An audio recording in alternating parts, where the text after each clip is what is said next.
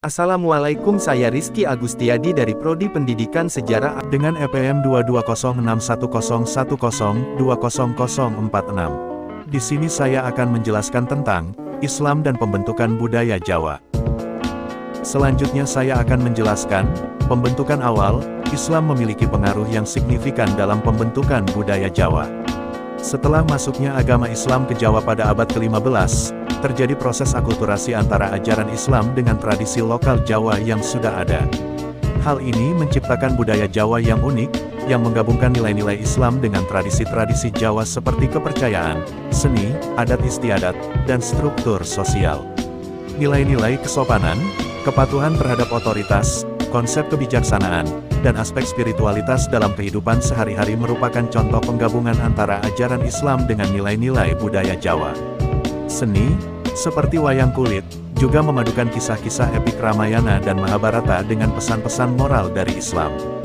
Dalam hal pakaian tradisional, gaya arsitektur, musik, dan tata cara pernikahan, ada pengaruh Islam yang kuat dalam membentuk dan memengaruhi budaya Jawa, menciptakan keselarasan antara nilai-nilai keagamaan Islam dengan identitas budaya lokal. Selanjutnya, konsolidasi tradisi pesantren. Konsolidasi tradisi pesantren merupakan proses di mana institusi pendidikan agama Islam tradisional, pesantren, di Jawa mengukuhkan dan menyatukan praktik-praktik keagamaan serta pendidikan Islam.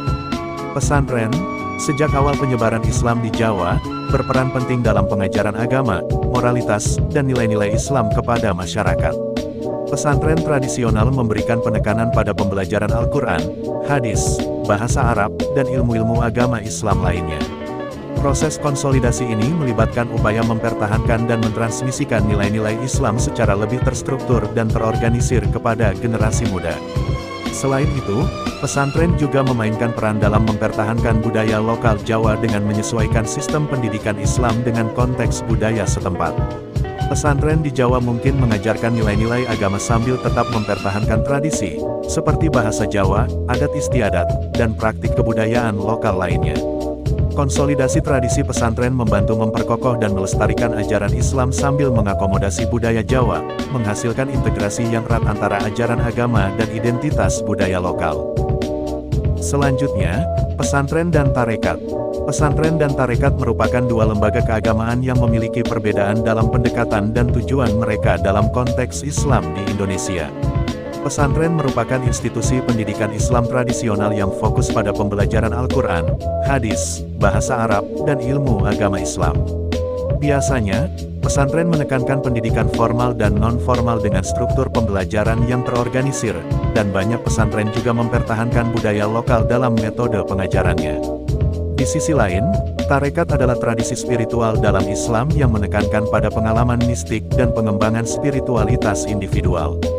Tarekat lebih bersifat mistis, menggunakan praktik-praktik seperti zikir, meditasi, dan ritual khusus yang bertujuan untuk mencapai pemahaman spiritual yang lebih dalam. Meskipun keduanya berakar dalam ajaran Islam, pesantren dan tarekat memiliki fokus yang berbeda. Pesantren lebih menekankan pada pendidikan formal dan ajaran agama, sementara tarekat cenderung memusatkan perhatian pada pengalaman spiritual dan pengembangan internal. Namun, dalam praktiknya, terdapat kesamaan dan saling pengaruh antara pesantren dan tarekat di Indonesia. Beberapa pesantren memiliki hubungan atau keterkaitan dengan tarekat tertentu, yang dapat memengaruhi cara pembelajaran agama dan pendekatan spiritual di pesantren tersebut. Selanjutnya, penguatan ortodoksi Islam di keraton. Di dalam keraton di Jawa, terdapat upaya penguatan ortodoksi Islam yang merupakan suatu proses untuk memperkuat ajaran Islam yang bersifat konservatif atau tradisional. Di banyak keraton di Jawa, Islam memiliki peran penting sebagai bagian dari identitas dan struktur kekuasaan.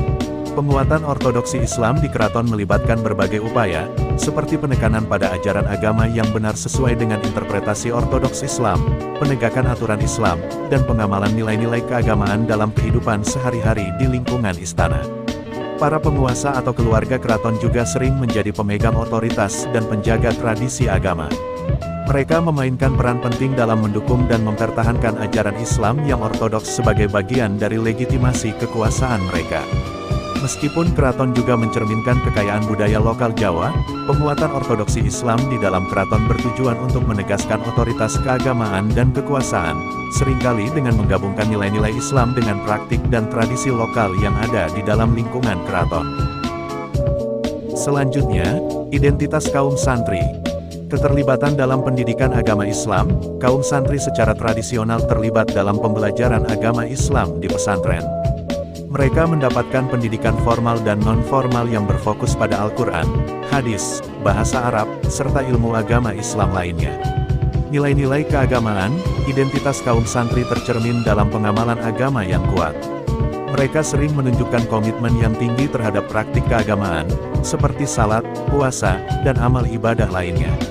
Keterkaitan dengan tradisi pesantren, kaum santri sering memiliki keterkaitan dengan nilai-nilai tradisional yang diterapkan di pesantren, termasuk disiplin, ketekunan, dan penghargaan terhadap ilmu agama. Kontribusi sosial, mereka juga sering diidentifikasi dengan kontribusi sosial yang mereka berikan, baik melalui pemahaman agama yang mereka miliki atau dalam peran mereka sebagai penghubung antara masyarakat dan nilai-nilai agama Islam.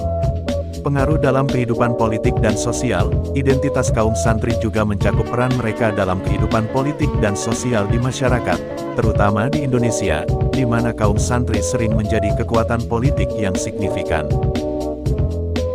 Selanjutnya, potret tradisi dialog, kasus Ahmad Rifai Kalisalak.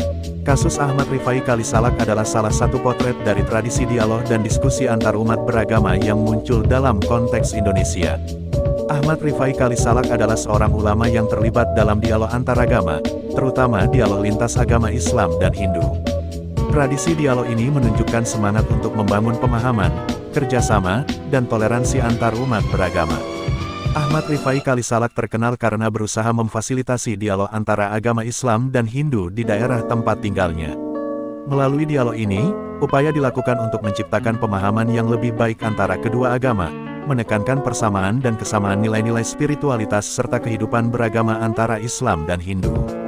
Ahmad Rifai Kalisalak mendedikasikan waktu dan upayanya untuk memperkuat hubungan antara kedua komunitas tersebut, mempromosikan toleransi, serta mengurangi ketegangan antaragama. Kasus ini mencerminkan pentingnya dialog antaragama dalam membangun kedamaian, kerukunan, dan pengertian lintas agama di masyarakat, menekankan pentingnya kerjasama antar umat beragama demi terciptanya keharmonisan dalam keberagaman. Terima kasih.